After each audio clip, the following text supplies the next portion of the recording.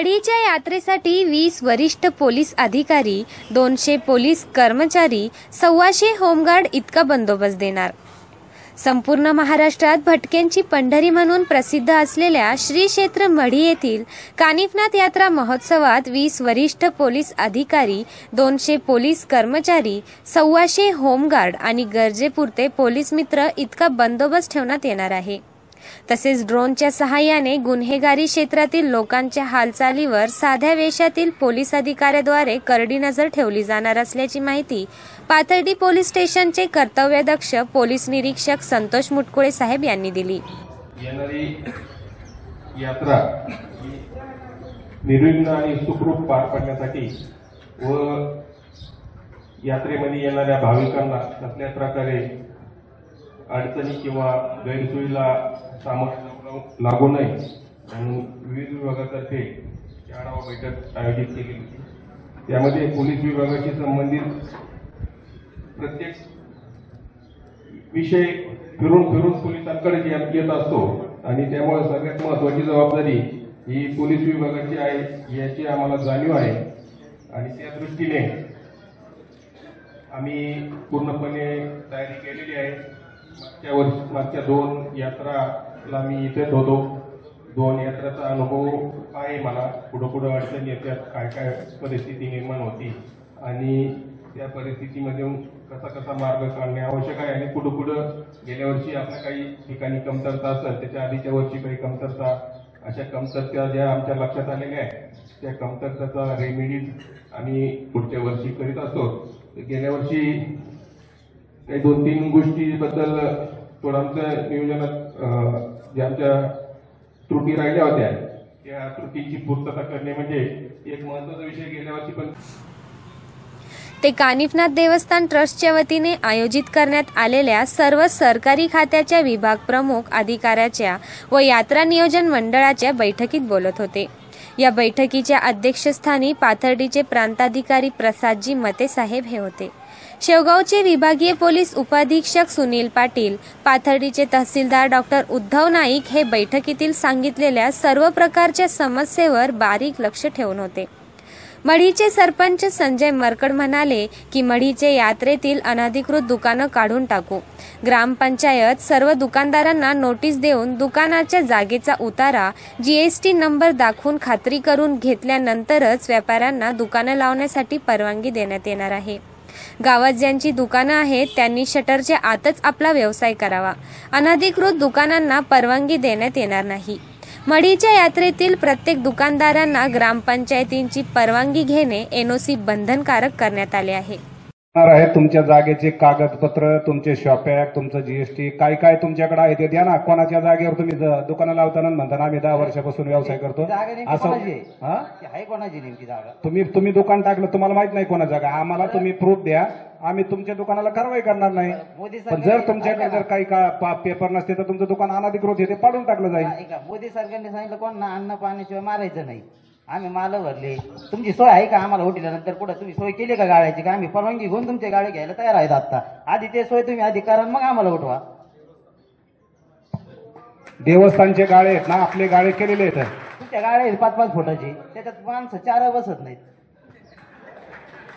आता करायचं काय? अनधिकृत चालू द्यायचं का? आधी असं करा, 20-20 फुटाचे आता 10 दुकान आहेत आमच्या ग्रामस्थांचे, 100 लोक गाडी तयार करा, अजून 100 व्यावसायिक तयार होऊ द्या, भरू द्या ना पोटं लोकांना। 10 लोक उघडर पाडायचे मग काय करायचं? खायचं काय का मटका करायचा? आम्ही दारू प्यायची? तुमचे संसार उघड्यावर पाडण्याच्या मताचा मी नाही। आधी तुम्ही गाडी तयार करा। पण गाळे तयार करायला ती जागा देवस्थानची आहे, मग तुम्ही कशाला? बाकीचे यात्रेला अडचणी येतात आणि त्यामुळे ते अतिक्रमण आपण यांना नोटीस काढून कळवणार आहेत। त्यानुसार तुमच्याकडे काय अधिकृत असेल तर दाखवा, नसेल तर त्याच्यावर कारवाई केली जाईल। एक काम करा, पण सध्या ते आधी आमची सोय करा। तुम्हाला आम्ही ग्रामपंचायतला भाडे द्यायला तयार आहोत ना, तुम्ही परवानगी घेऊन तुमच्या गाडी तयार घेऊ आम्ही। तोपर्यंत मोठी तर नाही येत, उघड्यावर नाही टाकता येत ना। आम्ही माल भरले 2-2 लाखाचे, नेमके उधारे द्यायच्या का कुठं जायचं? तुमचं दुकान शटरच्या बाहेर आहे का आतमध्ये? आते बाहेर काय असतं? काहीच नाही। तुमची चॉकलेटची गाडी, आईस्क्रीमची गाडी सगळं बाहेर असतं रस्त्याला। आपण सगळ्यात महत्वाचं, आपण शटरच्या आतमध्ये व्यवसाय करा। नागरिकांना त्रास होतो, भाविकांना त्रास होतो आणि त्याच्यामुळे अडचणी येतात। तिथं रस्ता छोटा झालाय। ऐका ना, ते रोड किती आहे? रिंग रोड ऐका आता, ह्या बाकीच्या गोष्टी किंवा रिंग रोड किती आहे, गाळा किती आहे, याच्यापेक्षा तुमच्या लोकांचं एक शिष्टमंडळ घ्या आणि ग्रामपंचायतीने यांच्यासोबत चर्चा करा. कुठं कुठं लावायचे आहेत, ग्रामपंचायतीला कुठं अडचण आहे, रस्त्याची कुठं अडचण आहे, हे देखील त्यांना सांगा. त्या ठिकाणी तुम्ही लावायचं नाही, तेवढं तुम्ही सामंजस्याची भूमिका घ्या. भगवान मरकड सर म्हणाले की यात्रेतील वाहन तळाचा ठेका कोणालाही देण्यात येऊ नये. वाहने उभी करण्यासाठी शेतकरी आपल्या जमिनी मोफत देत आहेत. प्रांताधिकारी प्रसाद मते साहेब म्हणाले की कानिफनाथ हे सर्वांचे श्रद्धास्थान देवस्थान आहे, म्हणून भाविक येथे दर्शनासाठी मोठ्या प्रमाणात हजेरी लावण्यासाठी येतात. त्या भाविकांना सुविधा उपलब्ध करून देणे हे ग्रामस्थ, देवस्थान आणि प्रशासन यांचे काम आहे. पाथडीतच नाही तर पूर्ण राज्यासाठी आणि पूर्ण देशासाठी